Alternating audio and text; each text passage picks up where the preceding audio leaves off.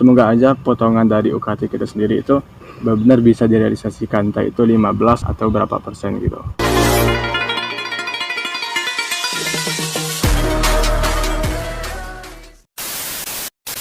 Bismillahirrahmanirrahim. Assalamualaikum warahmatullahi wabarakatuh. Selamat siang teman-teman semua. Terima kasih untuk teman-teman semua yang sudah bersedia stay tetap di Jondi Channel. Pada kesempatan kali ini saya akan membuat konten yang mungkin sebelum itu belum pernah dilakukan.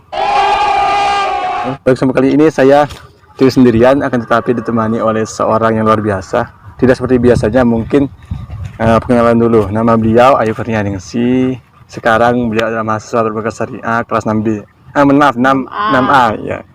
Jadi pada kesempatan kali ini saya akan membacakan Q&A dari teman-teman. Tapi sebelum itu saya mohon maaf ya, mungkin Q&A itu ada beberapa yang belum terbaca, salah satunya di Instagram. Jadi setelah ini untuk teman-teman semua support channel ini dengan cara like, comment, and subscribe. Ya, langsung saja. Nanti pertanyaan akan dibacakan oleh Ayu Kurnianingsih. Baiklah, bagaimana cara membagi waktunya antara kuliah dan kerja agar keduanya seimbang dan tidak ada yang terlewatkan, Kak? Ya, untuk membagi waktu sendiri ya, untuk membagi waktu antara kuliah dan Kerja. Yang pertama, kita sebagai mahasiswa itu wajib kuliah, jadi bisa manage sekiranya misalkan ada waktu luang dan itu bisa untuk kerja, ya silakan kerja. Sama kayak kakak pribadi, kalau berbicara tentang kerja, bukan kerja seperti orang-orang yang mungkin full day ya, seperti itu, tapi kakak pribadi lebih banyak ke daerah kampung halaman masing-masing. Dalam artian misalkan kita libur itu silakan kerja sebaik mungkin, akan tetapi kita harus tahu batasan, jangan sampai tanggung jawab kita sebagai seorang mahasiswa itu belajar, kuliah dan lain-lain itu jangan sampai mengganggu kerja, dan juga jangan sampai kerja itu seolah-olah seolah-olah kita terlupa dengan status kita sebagai seorang mahasiswa. Itu aja sih. Yang kedua itu target menikah kapan dan apakah sudah ada gebetan yang mau didapatkan? Dari Yulinda. Oke, terima kasih. Pertanyaan yang kedua dari saudari Yulinda. Target menikah kapan? Ya, berbicara tentang target, tiap orang itu pasti punya target, punya keinginan mau untuk menikah ya. Tapi kalau untuk target saya sendiri, cuma satu jawabannya, yaitu ketika jodoh dipertemukan oleh Allah. Itu aja. No, God! Gebetan udah dapat? Alhamdulillah belum. Dalam artian masih bingung sih. Bukan bingung karena apa-apa, karena emang belum mau sih mencari gebetan. Karena gebetan bukan sebatas orang yang dekat atau apapun, tapi seorang yang sudah searah dengan kita, dalam artian mau nih, sudah positif nih kira-kira seperti itu. Belum ada sampai sekarang. Selanjutnya Pertanyaan dari Melia Pratiwi, ya. yang mana pertanyaannya, keinginan atau harapan besar yang belum tercapai atau bisa dibilang masih proses pencapaiannya? Ya, untuk keinginan terbesar ya, untuk saya pribadi ya pastinya tiap orang itu yang pertama ingin membahagiakan orang tua, yang terbesar. Kemudian yang kedua, target saya pribadi itu banyak. Nanti untuk teman-teman semua yang mungkin khususnya di daerah Bangka Belitung itu silahkan ke kosan saya. Kalau mau lihat di situ ada beberapa list dan daftar target. Salah satunya yaitu tugas akhir kuliah, skripsi dan lain-lain sebagainya. Itu sampai sekarang itu masih menjadi target yang utama. Setelah itu kalau target kuliah, kerja dan lain-lain itu masih proses lah. Tapi kalau target selanjutnya setelah S1 itu insya Allah S2 kalau emang diizinkan oleh Allah. Itu aja sih target. Lanjutkan. Selanjutnya dari Melia Yustika, yang dimana di sela kesibukan kakak, pernahkah nggak menyukai teman atau bahkan wanita cantik seperti Kak Tia? Kalau tidak, bagaimana trik agar berteman lama? Oke. Hal ini adalah pertanyaan selama saya kenal dengan yang disampaikan tadi, saudari Tia Lestari. Dia adalah sekretaris umum di KCSC Bangka Belitung. Jadi banyak yang bertanya, kakak sama Kak Tia itu apa sih sebenarnya? Hubungan apa?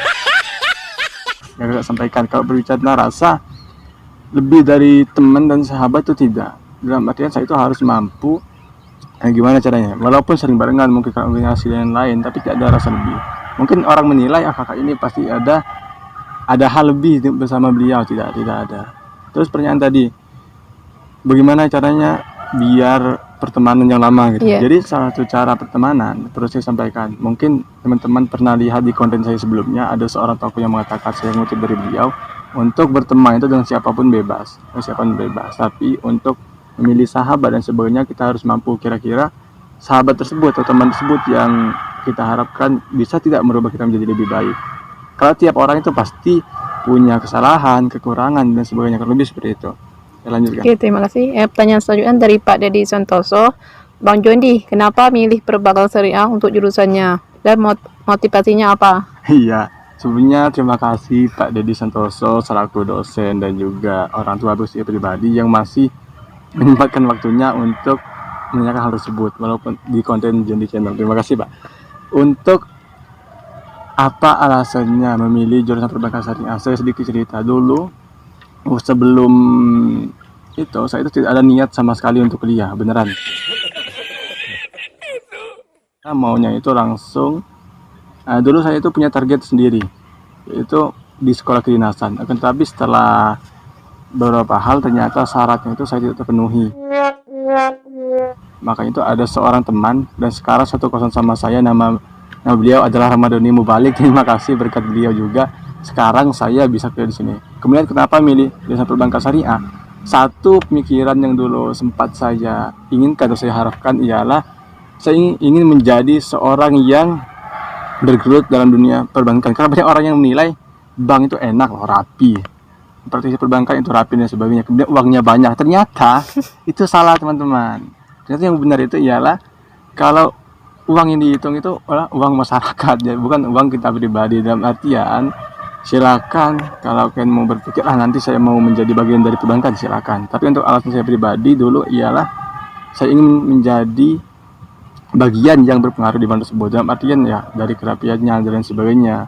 Kemudian ingin punya uang banyak, beneran itu, walaupun itu bukan tujuan utama sih sebenarnya.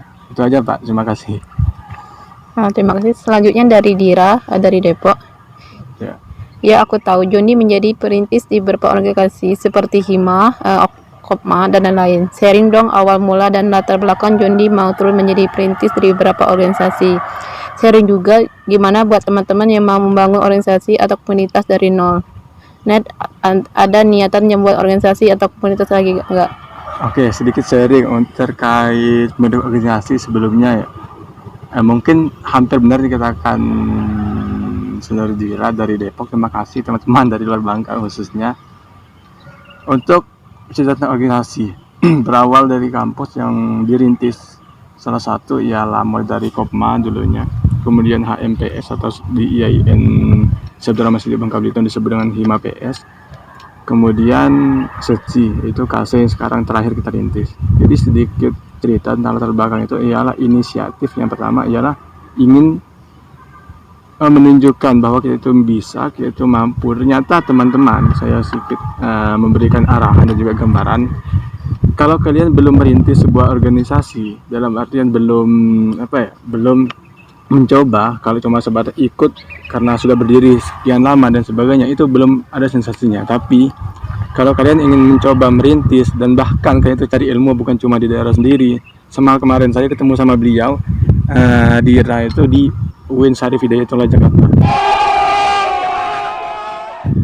Waktu itu pada saat visi misi ingin membentuk Kopma itu. Kemudian untuk HMPS itu karena inisiatif sebelum pendirian Kopma. Kemudian terakhir SECI itu karena inisiatif gimana sih tentang organisasi yang membahas tentang ekonomi Islam. Keren. Jadi hal yang menantang yang perlu saya sampaikan ke teman-teman semuanya ialah jangan takut mencoba untuk organisasi itu keren. Untuk sensasi merintis itu tidak mudah, beneran. Mungkin di situ kalian harus ekstra mulai ya, mungkin selama proses perintisan dari awal, mulai dari persiapan legalitas, pembentukan nama dan sebagainya, pengurusan kader, apalagi kader-kader awal itu sulit dalam artian bukan mereka tidak mau menerima keadaan kita, apalagi kita misalkan yang diamanahkan itu berat. Jadi PR untuk teman semua yang mau tergabung di organisasi, silakan bergabung mumpung kalian masih muda. Misalkan baru tergabung di kampus manapun sampai sama mahasiswa, ya silakan. Tapi ingat, kalian harus tahu memanage waktu dan keadaan. Itu aja sih. Terima kasih. Selanjutnya itu dari Guntur, masalah pembayar UKT yang waktunya cuma tinggal 10 hari, baru saja selesai UAS, tiba-tiba sudah waktunya pembayaran, sementara kita rasakan sekarang sangat sulit untuk mencukupi keuangan. Ya, ini pertanyaan yang banyak sekali saya dengar ya dari beberapa orang mahasiswa. Kak, gimana sih terkait UKT kita? Mungkin pada video saya sebelumnya saya sudah duduk diskusi bersama Pak Presma, Pak Wahyu Akmal, itu terkait UKT. Sebelum itu kalau saya nggak salah pada tanggal 1 Juli itu mereka melaksanakan audiensi terkait pengurangan UKT dan sebagainya. Kemudian di sini Kak gimana waktunya mepet kurang lebih tinggal 10 hari. Jadi sekarang saya pribadi, mungkin teman semua termasuk saya pribadi lah yang mungkin merasa kok waktunya mepet barusan selesai UAS ya. Karena lebih gitu selesai UAS. Jadi pesan saya pribadi untuk teman-teman semua, silakan tunggu instruksi dari kampus. Salah satunya ialah surat edaran dari rektor. Jadi jangan sampai teman-teman semua seolah gimana ya, kalau khawatir karena waktu mepet ya benar, saya pribadi juga merasakan. Akan tetapi pesan saya untuk teman-teman semua, silakan usahakan dulu sebanyak gimana caranya agar bisa untuk menyiapkan. No, God! No, God, please, no! No! Semoga aja potongan dari UKT kita sendiri itu benar-benar bisa direalisasikan, entah itu 15 atau berapa persen gitu. Dan juga kalau emang ada syarat-syaratnya silakan dipenuhi. Dan juga kalau teman-teman merasa, Kak, gimana pembayarannya? Sebentar lagi habis, jadi tunggu surat edaran selanjutnya, apakah ada perpanjangan dan sebagainya. Nah, sedikit gambar teman-teman semua, kalau di IAIN Syekh Abdul Rahman Shiddiq sebelumnya itu pasti ada pertimbangan. Kalau kita merasa keberatan dan sebagainya, itu pasti ada pertimbangan dari pihak kampus. Yang penting kita jangan cuma diam menunggu, tapi silakan coba dari mereka. Kemudian kalau ada teman-teman yang merasa, Kak, kok kampus kita gini, ingat, mungkin tiap lembaga atau instansi manapun itu pasti punya kelebihan dan kekurangan. Yang penting kita jangan cuma diam, ya. Yang penting kita tetap lakukan sebaik mungkin. Kalau kalian contohnya menjadi aktivis, lakukan dengan cara yang kreatif. Itu aja, misalkan mengkritisi ya silakan, wajar. Lanjut. Selanjutnya di Sarmila, seberapa pentingnya pengaruh organisasi di kampus dengan dunia kerja? Pengaruh organisasi dengan dunia kerja. Karena saya pribadi belum merasakan dunia kerja, tapi saya juga sudah merasakan sebagian manfaat dari organisasi di lingkungan masyarakat yang umum. Jadi manfaatnya itu sangat besar pengaruh. Yang pertama, terkait mental, mungkin setiap orang tahu. Mungkin di situ kita namanya belajar, memahami dan sebagainya. Mungkin teman-teman yang ikut organisasi baik itu di kampus, di luar kampus atau organisasi masyarakat, itu pasti beda. Kenapa beda?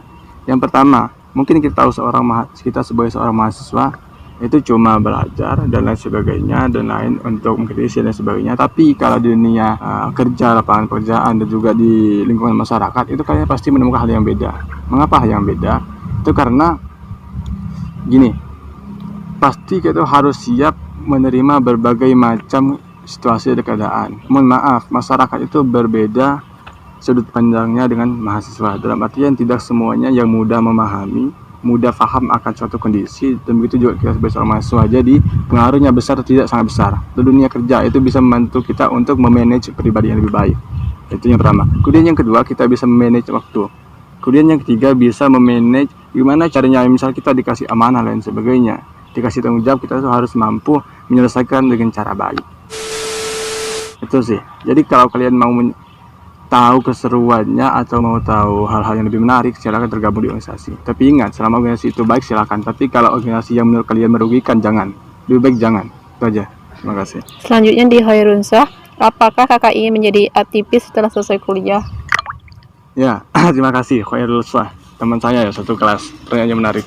Apakah kakak ingin menjadi aktivis setelah selesai kuliah? Iya, saya katakan iya. Kenapa demikian? Walaupun sekarang orang melihat banyak juga yang tidak kenal dengan saya pribadi mungkin ya. Tapi saya merasakan saya itu aktivis bisa jadi iya.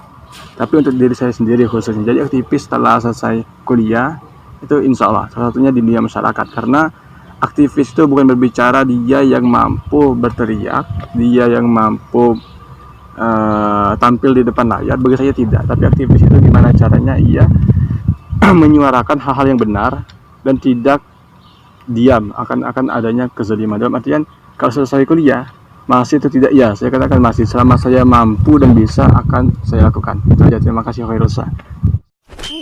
Oke teman-teman, terima kasih juga kepada saudara Ayu telah menemani saya di tengah teriknya matahari dan juga siang. Terima kasih untuk teman-teman semua yang telah bertanya kepada Jondi Channel. Selanjutnya jika masih mau kita lakukan konten Q&A, silakan komen di kolom komentar ya. Terima kasih teman-teman semua, tetap stay dan tetap semangat untuk semuanya. Ingat, kita semua adalah orang-orang yang hebat. kita semua mampu, jangan pernah merasa saya ini tidak bisa, jangan. Oke, kita bangkit. Terima kasih semuanya. Terakhir dari saya, tetap semangat. Jika ada kesalahan dalam penyampaian, saya mohon maaf. Kepada Allah saya mohon ampun. Akhir kalam, Allah mafiq ila aqwabit thoriq. Wassalamualaikum warahmatullahi wabarakatuh. Waalaikumsalam. Hai, Bye-bye. sampai jumpa.